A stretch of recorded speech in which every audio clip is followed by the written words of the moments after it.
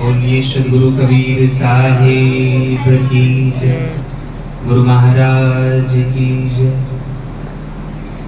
कबीर नामं परमं पुनीतं, युगे युगे स्वामी हरन्ति दुःखम्।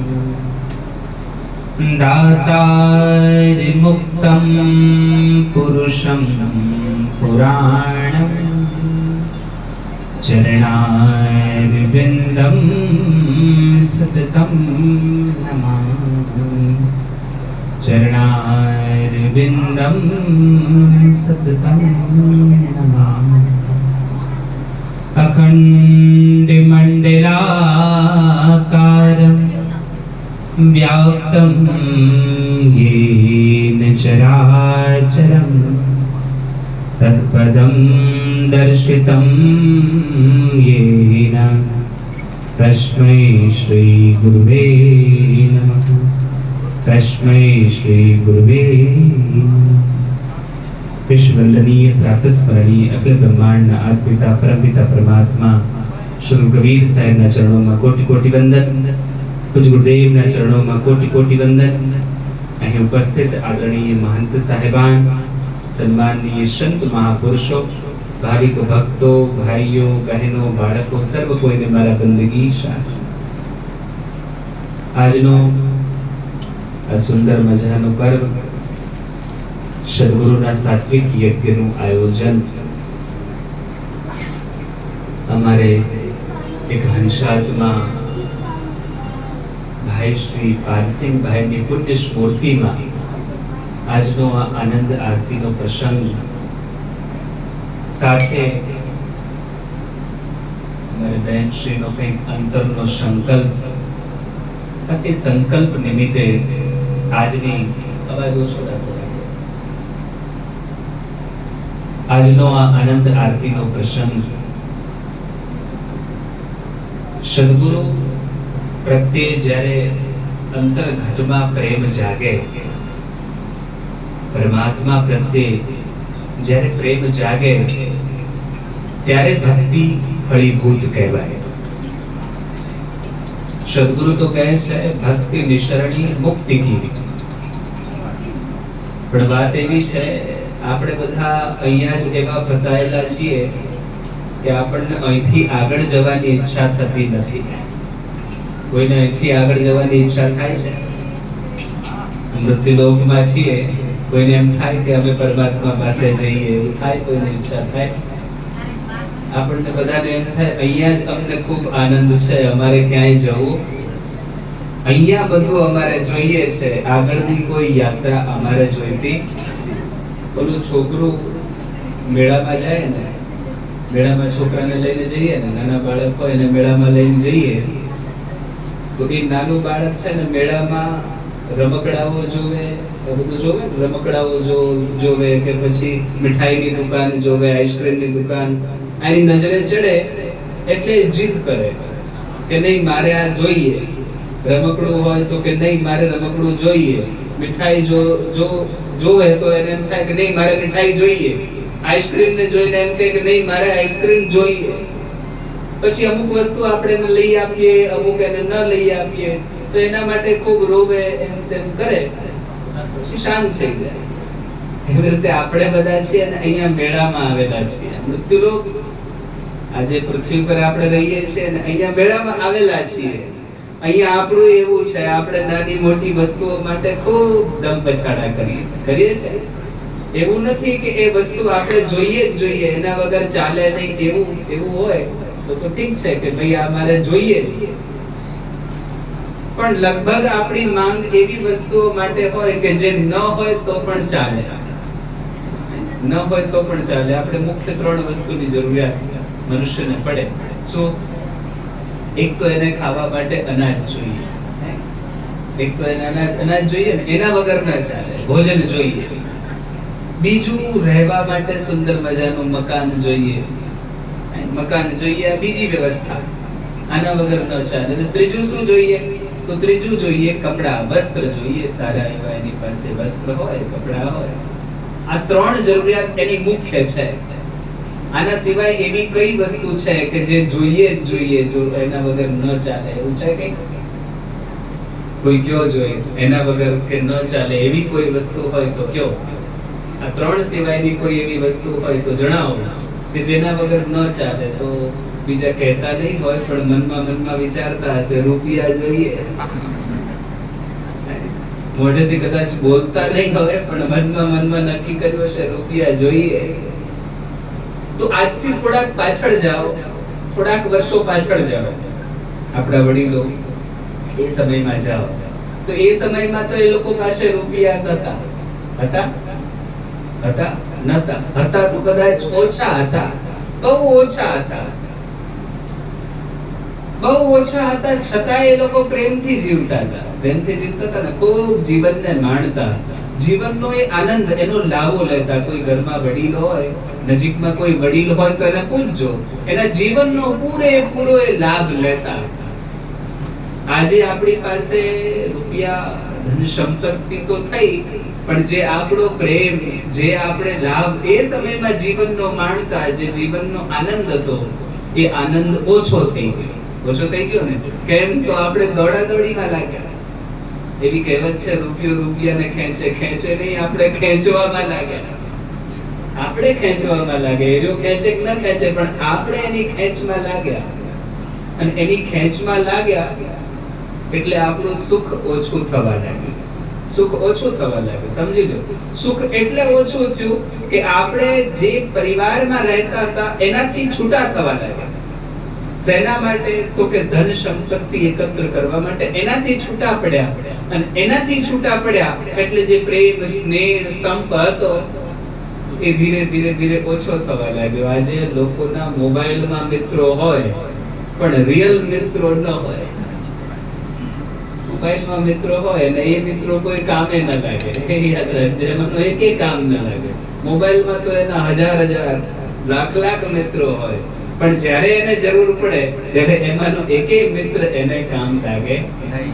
કારણ કે એને તો હજી એને જોયો નથી, ઓળખતો નથી, જાણતો નથી. ખાલી મોબાઈલથી વાત, એનાથી વાત થયેલી છે, એનાથી જોડાયેલો છે, અને એમાં જ એ રચ્યો પચ્યો રહે. તમે જુઓ તો આખું જીવન આપણું હવે એવું થયું, બદલાઈ ગયું. આ બધામાં એક મહત્વનો રોલ ભજવે છે, મહત્વનો જો કોઈ ભાગ ભજવતું હોય તો એ છે ભક્તિ.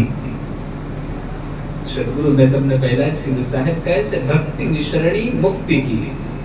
આ બધામાં જો કોઈ ભાગ ભજવતું હોય તો એ ભક્તિ છે, અધ્યાત્મ છે, ધર્મ છે. જેના સાથે જો કદાચ તમે થોડા ઘણા પ્રમાણમાં જોડાયેલા હોય તો એ તમને તમારા જીવનના નૈતિક મૂલ્યો એને સમજાવે, એ તમને એની સાથે જોડી રાખે, એ તમને પરિવાર સાથે જોડી રાખે, એ તમને પ્રેમ સાથે જોડી રાખે. એ ભક્તિ છે. ભક્તિ, કારણ કે ભક્તિમાં સૌથી જરૂરિયાત, સૌથી વધારે જો કોઈની જરૂરિયાત હોય તો એ પ્રેમ છે.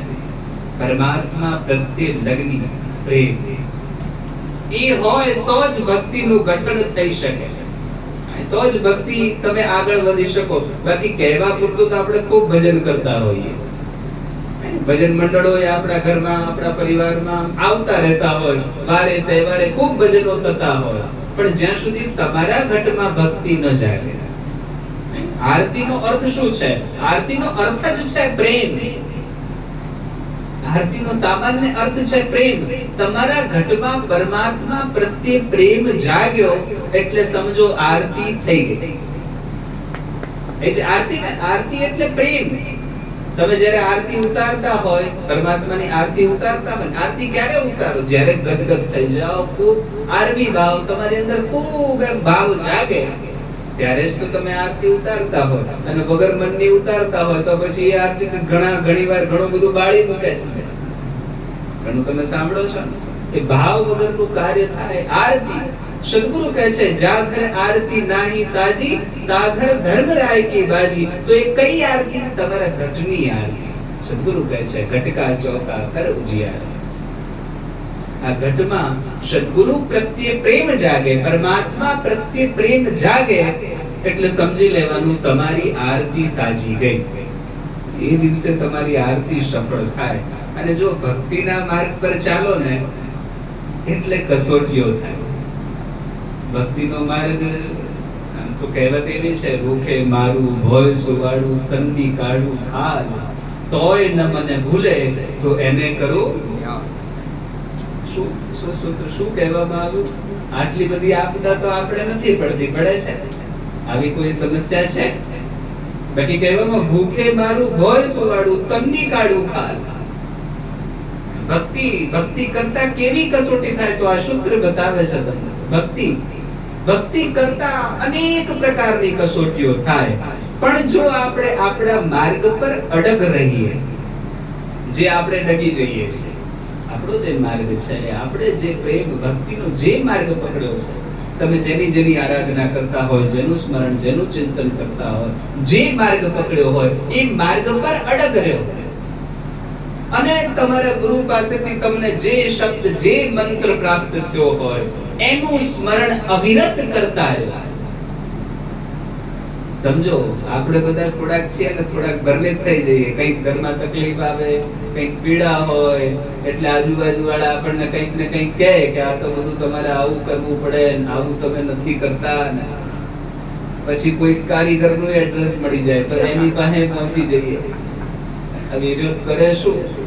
એનું જો થતું હોત તો એનું નહીં કરી નાખતો. એનાથી જો કઈ થતું હોય તો એ પહેલા પોતાનું કરે ને. પણ એનું પોતાનું તો કઈ થયું ન હોય, એ તમને સુધારી આપે, મેળ પડે કરો. પણ આપણે માનીએ કે નહીં, આ તો એનાથી જ થશે.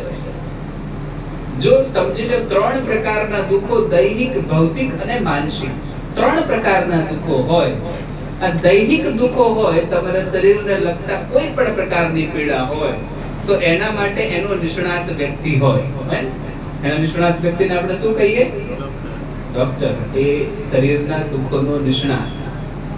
એમાં એ પર્ટિક્યુલર હોય કે ભાઈ હાડકું દુખતું, હાડકાનો ડોક્ટર અલગ હોય, નાક કાન ગળાનો અલગ હોય, તાવ આવતો હોય એનો અલગ હોય, પેટમાં દુખતું એનો, બધાના અલગ અલગ ડોક્ટર, બધાના નિષ્ણાત. એની પાસે જાઓ, એક યોગ્ય ઉપચાર આપે અને તમારા રોગ ઠીક થઈ જાય. પણ હવે આ દૈહિક દુઃખો ઊભા ક્યાંથી થાય? અમુક તો આપણે જે કાર્ય કરતા હોય, જીવનની આપણી જે દિનચર્યા હોય, એનાથી અમુક દુઃખો ઊભા થાય. અમુક દુઃખો એવા પણ હોય જે માનસિક પીડાથી ઊભા થાય. માનસિક, મગજ ઉપર તમે બોજ લીધો હોય અને વગર કામનો જ બોજ હોય તો એનાથી પણ દૈહિક દુઃખો ઊભા થાય. એ જે દૈહિક દુઃખો ઊભા થાય, માનસિક પીડાથી ઊભા થાય, એ એટલા ખતરનાક હોય કે એની કોઈ દવા મળતી નથી. એવા દુઃખો હોય કે જીવન પર્યંત પછી ગોળીઓ ખાઈને જ જીવવું પડે, પછી કઈ બીજું કઈ ચાલે નહીં ચાલે. સમજી લો, એવાય દુઃખો. પણ એ દુઃખો માંથી પણ જો છૂટવું હોય, દુઃખોમાં પડવું જ ન હોય, તો એના માટે પણ ભજન એક વિધાન છે. એક વિધાન ભજન. જો ચિત્ત પરમાત્મામાં પરોવાઈ જાય તો આ એવી દવા છે. સાહેબનું શબ્દ, ગુરુએ આપેલા શબ્દનું સ્મરણ એ એવી દવા છે જે બધા પ્રકારના રોગનું નિવારણ કરી આપે. એવી દવા, બધા પ્રકારના રોગ, દૈહિક, ભૌતિક, માનસિક, કોઈ પણ પ્રકારનો રોગ હોય, બધા રોગની એક દવા. એ છે સદગુરુનો શબ્દ. પણ જ્યાં સુધી તમને તમારા ઈષ્ટ ઉપર, તમારા ગુરુ ઉપર, એને આપેલા શબ્દ ઉપર વિશ્વાસ ન બેસે ત્યાં સુધી કોઈ કાર્ય થતું. સમજી લો, જ્યાં સુધી શબ્દ પર વિશ્વાસ ન બેસે ત્યાં સુધી કોઈ કાર્ય થતું. અને આપણને વિશ્વાસ જ નથી બેસતો. સૌથી મોટી વસ્તુ વિશ્વાસ છે. સદગુરુ કહે છે, મોકો કહાં ઢૂંઢે બંદે મેં તો તેરે પાસ મેં. અને એમાં સદગુરુ એ પદમાં અંતિમ લાઈનમાં કહે, खोजी हो तो तुरंत मिल जाऊं, पल भर की तलाश में मैं तो हूं विश्वास में. તમારો વિશ્વાસ દ્રઢ થાય તો પરમાત્મા તમને સહેજે મળી જાય. હું તમને આજે એક દ્રષ્ટાંત આપું. દ્રષ્ટાંત નથી, સત્ય ઘટના, સત્ય હકીકત છે. તો ભક્તિ કરીએ તો શું થાય? થોડાક સમય પૂર્વ હું હાલોલથી અમદાવાદ જતો અને એ સમયમાં એ સમયની ચર્ચા, એ સમયમાં અમદાવાદ હાલોલથી અમદાવાદ જતો. હવે આવી રીતે ધોતી પહેરેલી, આવી પટાવાળી, સાઉથમાં આવી પટાવાળી ધોતી પહેરે, બધું જ બરાબર. ત્યાંથી અમદાવાદ પહોંચ્યો. અમદાવાદ ઉતરવાનું થયું રાત્રે 11 વાગ્યાની આસપાસ બસમાંથી ઉતર્યો. એ સમયમાં આ મને સાઉથ વાળો સમજી ઉપાડી દઈ ગયા. પેલું કરેલું ચંદન, ધોતી કરેલી, બધું કમ્પ્લેટ એમ સમજીને પછી એ લોકો ત્યાંથી સુરત ગયા, સુરત થી પછી દિલ્હી ગયા અને ત્યાંથી પછી બધા બીજા ત્યાં બીજા છોકરાઓ હતા બીજાને પકડેલા. રાત્રિનો સમય હશે, અમને ખબર નહીં, અમે તો અંદર હતા પેટીમાં, કન્ટેનરમાં. પણ એ રાત્રિનો સમય અને એ સમયમાં ઓલા લોકોનું ધ્યાન ચૂપ કરીને અમે બધા નીકળી આવ્યા બધાને સાથે થોડી હિંમત મેચ કરેલી આગળ કરીને અને બધા જ નીકળી આવ્યા. ભય મને એટલે ઓછો, કારણ કે પહેલેથી જ સાધુઓની જોડે રહેલો ને એટલે ડર મને ઓછું લાગે નહીં. ભય ઓછો, કારણ કે ભય કોનો હોવો જોઈએ? તો ભય તો પરમાત્માનો હોય, બીજા કોનાથી ભય હોય? અહીંયા બધાની અંદર પરમાત્મા બેઠેલા છે. આપણે કંઈ ખોટું કરવું હોય ને તો ભય આપણને લાગવો જોઈએ. જો ખોટું કરવું હોય તો ભય લાગવો જોઈએ. કેમ કે બીજો કોઈ જોવે કે ન જોવે, પરમાત્મા જોવે છે. તમે આપણે છે ને, આપણને ક્યારેક તમાકુ ખાવાની ઈચ્છા થઈ જાય ને તો આપણે હાથ જોડતા પછી જરા જોઈ લઈએ, કોઈ જોતું જ નથી ને, એમ ધીરે રહીને પછી આમ ઓડમ નાખી દઈએ. એટલે કોઈ નથી જોતો પણ ઓલો તો જોવે છે કે નહીં? પરમાત્માની એનો સીસીટીવી કેમેરો 24 કલાક તમારી ઉપર છે, 24 કલાક તમારી ઉપર લાગેલો. તો ભય કોનો હોવો જોઈએ? એનો હોવો જોઈએ. આપણને એનો ભય નથી. અહીંયાના માણસો જ તમે બીવો છો, બધાથી શું બીવવાનું? અંતરમાં ભય પરમાત્માનો હોવો જોઈએ. એ નાનેથી સાધુઓ જોડે રહેલો એટલે મને એવું હતું. અને એટલે ત્યાંથી બધાના આગળ થઈને બધાને લઈને અમે નીકળી આવ્યા. બધા છે પછી એ લોકો તો બધા સાઉથ વાળા હતા છોકરાઓ, એટલે એ લોકોની ભાષા મને કઈ સમજાય નહીં. બધા પછી પોતપોતાની રીતે છૂટા થઈ ગયા, સીધો દિલ્હી બાજુ, હરિયાણા બાજુ. પછી ત્યાં જઈ બધી, હવે ત્યાં પહોંચ્યો ને દિલ્હી, તો ત્યાં બધી વ્યવસ્થા, પરમાત્મા તમારી બધી વ્યવસ્થા કરે જો તમારો વિશ્વાસ એના ઉપર અડગ છે તો. તમારે કશું કરવું પડે નહીં, તમારી બધી વ્યવસ્થા પરમાત્મા કરે. પણ તમારો વિશ્વાસ કેટલો છે? મારી વ્યવસ્થા જુઓ તો એક ભાઈ મને મળી ગયો, એને બધી મારી વ્યવસ્થા કરી, જમવા, ખાવા, પીવા. પછી એને જ મને ત્યાંથી બસમાં બેસાડી આવ્યો. અહીંયા આવવાની વ્યવસ્થા, બધી જ વ્યવસ્થા. ઓલા લોકોનો નંબર મારી પાસે હતો પણ પછી કાગળિયું ખોવાઈ ગયું એટલે કઈ પછી ચર્ચા ન થઈ. પણ એ રીતે બધી જ વ્યવસ્થા, જો તમારો વિશ્વાસ પરમાત્મા પર અડગ છે. યાદ રાખજો, કસોટીઓ અનેક પ્રકારની થશે. એવા ઘણા તમારા જીવનમાં પણ એવા બનાવો બનતા હશે, ઘણા બનાવો એવા બનતા હશે. પણ જ્યારે તમે એ બનાવને જ્યારે મૂળમાં જઈ વિચારવા પ્રયત્ન કરશો તો એની પાછળ પરમાત્માનું કોઈક કારણ નિહિત હોય. સમજી લેવું, તમારા ઘરમાં, તમારા પરિવારમાં કોઈ પણ પ્રસંગ બને એની પાછળનું કારણ આપણે જાતે કશું કરતા. યાદ રાખજો, આપણાથી જાતે કશું થાય એમ છે પણ નહીં. પરમાત્મા જે આપણી પાસે કરાવે એ જ આપણે કરવાના. બાકી આ શ્વાસ પણ આપણે જાતે લ્યો છો નહીં? જાતે લેતા હોત તો હમણાં કોરોના સમયમાં કેટલાના શ્વાસ બંધ થઈ ગયા. જાતે લઈ ન શક્યા ને. જાતે લેતા હોત તો જાતે લઈ લે. સારું એવું શરીર હતું, સુંદર મજાનું, એના શરીરમાં કોઈ પણ પ્રકારનો રોગ ન હતો, છતાંય એના શ્વાસનું આવાગમન બંધ થઈ ગયું. કેમ? કારણ કે ઓલાની ઈચ્છા નથી, હવે વધારે એને રાખવાની ઈચ્છા નથી, એટલે વાત પૂરી થઈ ગઈ. વાલ કોક બંધ કરી દીધો, બસ પૂરું, વાત પૂરી. શું કરવાના તમે? આપણા હાથમાં, આપણું પોતાનું જીવન પણ આપણા હાથમાં. ખબર છે કોઈને તમે કેટલું જીવવાના છો? ખબર છે? કોઈને ખબર હોય તો હાથ ઊંચો કરો જોઈએ. કોઈ તો કયો, કોઈને નથી ખબર કેટલું જીવવાના છો, કેટલું જીવ્યા છો એ તો ખબર છે?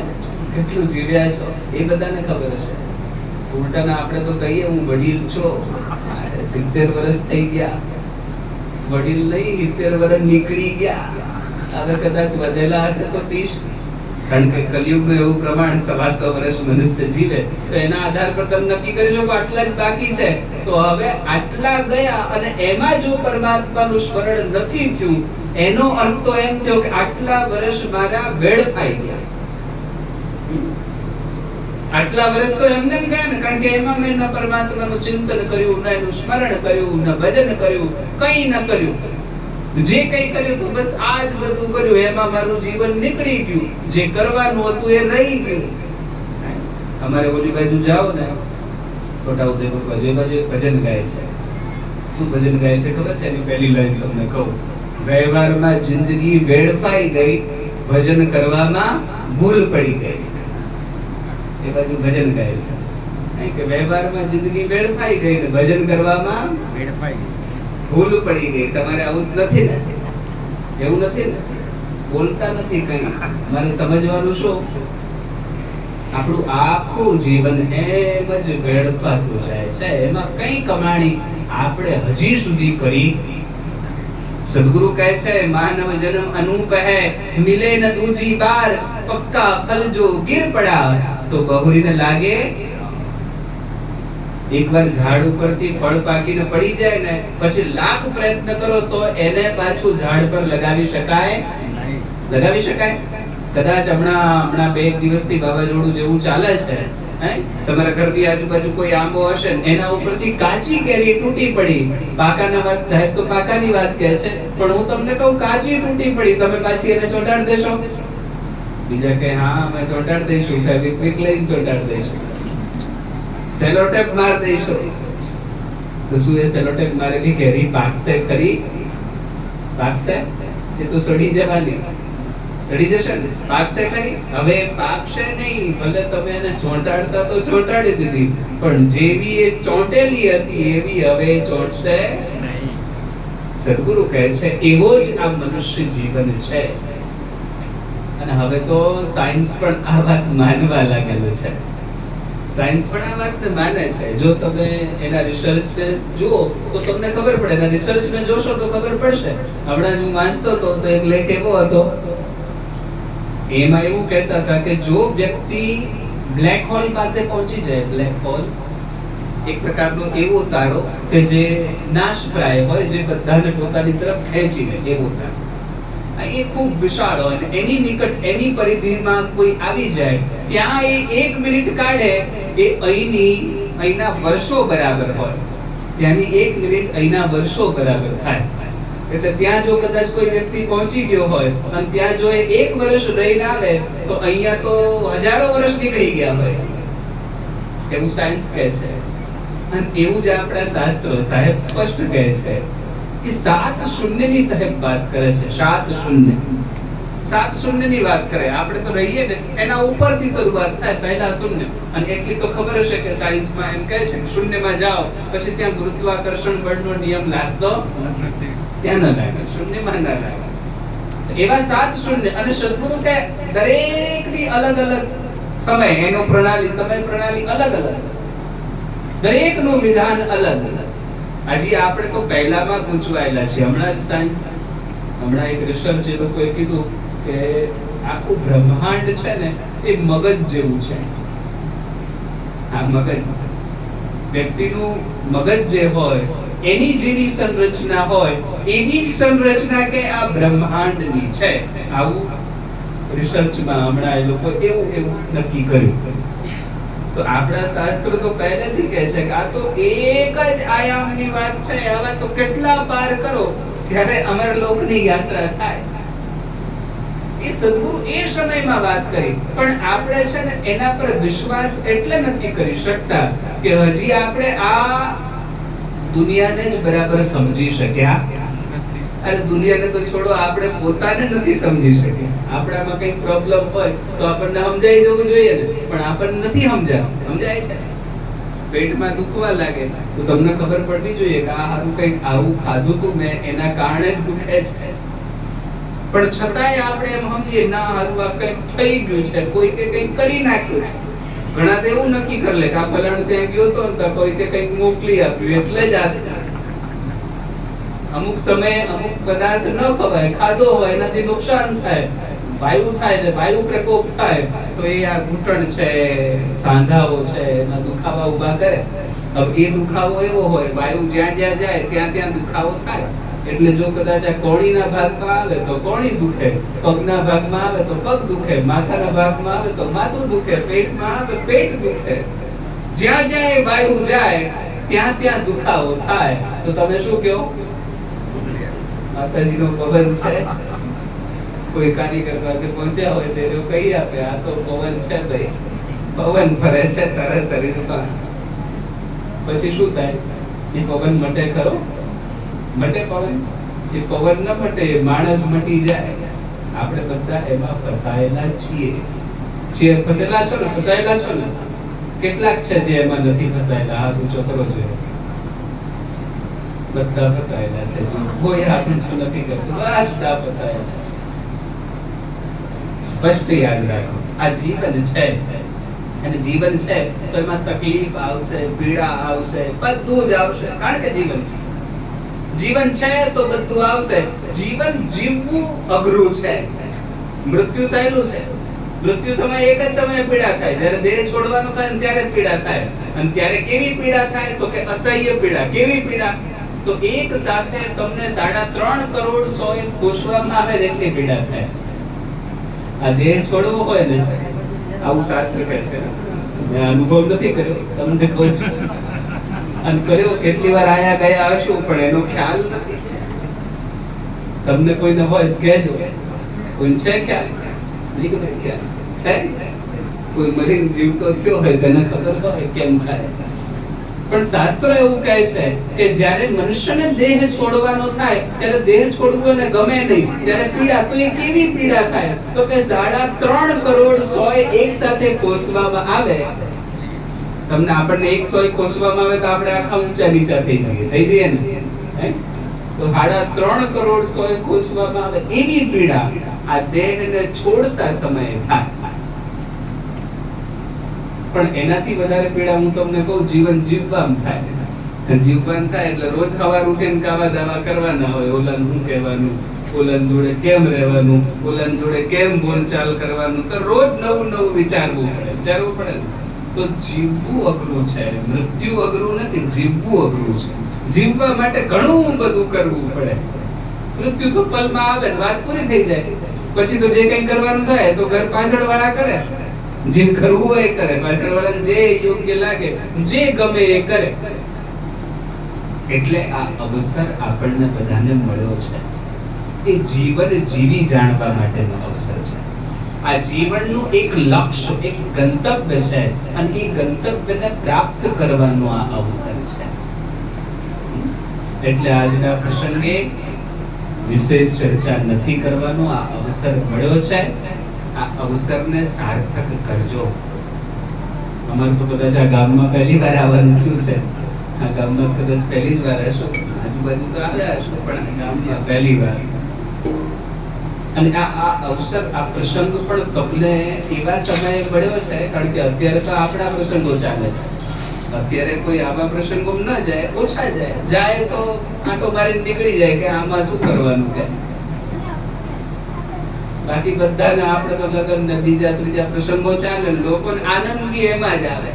આનંદ તો એમાં જ આવે ને, એમાં કૂદવાનું હોય, નાચવાનું હોય, ગાવાનું હોય. પણ યાદ રાખજો એ બધા ક્ષણિક આનંદ છે, ક્ષણિક છે. કેટલોક સમય રહે. તમને નાચવાનું કહેવામાં આવે, રાતે ચાલુ થાય ડીજે રાતે ચાલે થાય, ડીજે ચાલુ થાય, તમે કૂદો ક્યાં સુધી કૂદો? કલાક, 2 કલાક, 3 કલાક, કોઈ બહુ રસ્યો હોય તો 2-4 કલાક કાઢી નાખે. પણ પછી 2 દિવસ ખાટલામાંથી ઊભો નહીં થાય. પછી અંદર ખાટલા પડ્યો કે ખારું કલાક થઈને પછી રોકાઈ જતો તો સારું હતું. હવે સારું આ બધું દુખે છે, થાંભલા જેવા થઈ ગયા. પછી ખાટલા દુઃખનો ભોગ કરે. એ દુઃખ જન્માવ્યું કોણે ઉભું કર્યું? દુઃખ જાતે ઉભું કર્યું ને, જાતે ઉભું કર્યું. હવે જાતે ઉભું કર્યું તો ભોગવવું પડશે. આપણા જીવનમાં એવું છે, આપણે દુઃખો તો જાતે જ ઊભા કરીએ છીએ અને પછી ભોગવીએ છીએ. ભોગવવાનું થાય ત્યારે દુઃખ થાય છે, ત્યારે પીડા થાય છે. પહેલેથી સમજી જઈએ તો સુખ દુઃખ ને સમ કરી જાણીએ અને સમ કરી લઈએ. સુખ પણ એટલું જ હોય જેટલું દુઃખ હોય, પણ આપણે દુઃખને મોટું ગણીએ, સુખને મોટું કરીએ તો દુઃખ મોટું થાય. સુખને મોટું ગણો, એમાં સગા સંબંધી આપણા વહેલા પરિવારજનો વગેરે વગેરે બધાને ભૂલી જાઓ, વિસરી જાઓ, તો સુખ તો એકવાર તમને મોટું લાગે, પણ જ્યારે દુઃખ આવશે, સુખ પછી દુઃખ છે, અને દુઃખ આવશે ત્યારે દુઃખ પણ એટલું મોટું થશે જેટલું મોટું તમારું સુખ છે. એટલે વિશેષ ચર્ચા ન કરતા આ સમય મળ્યો છે, આમાં થોડુંક ભજન કરજો, પરમાત્માનું ચિંતન કરજો. મનુષ્ય જીવન છે, એ જીવનમાં પરમાત્માનું સ્મરણ કરી જાણજો, એનું ચિંતન કરજો, અને થઈ શકે તો પરિવારજનો, તમારા સગા સ્નેહી, તમારા પરિવારમાં જે વડીલ હોય એની સેવા કરજો, એના આશીર્વાદ પ્રાપ્ત કરજો. આ સમય છે, આમની તો આ અવસર પણ બધાને મળતો નથી, એના આશીર્વાદ, અને એવી રીતે આ જીવનને સાર્થક કરજો. વિશેષ ચર્ચા ન કરતા વિજયભાઈ, અમારે વિજયભાઈ, સુશીલાબેન, એમનું પૂર્ણ પરિવાર, અહીં ઉપસ્થિત સર્વજનો ઉપર સત્પુરુષ પરમાત્મા સદગુરુ કબીર સાહેબની અસીમ કૃપા દ્રષ્ટિ બની રહે. સદગુરુ આપ સર્વને ધન ધાન્યથી પરિપૂર્ણ રાખે, તેમજ ભક્તિ કરવાની શક્તિ સદગુરુ આપ સર્વને પ્રદાન કરે. એ જ શબ્દો સાથે મારી વાણીને વિરામ. બોલીએ સદગુરુ કબીર સાહેબ કી જય, ગુરુ દલિત રામદાસ સાહેબ કી જય, ગુરુ મહારાજ કી જય, બંદગી સાહેબ.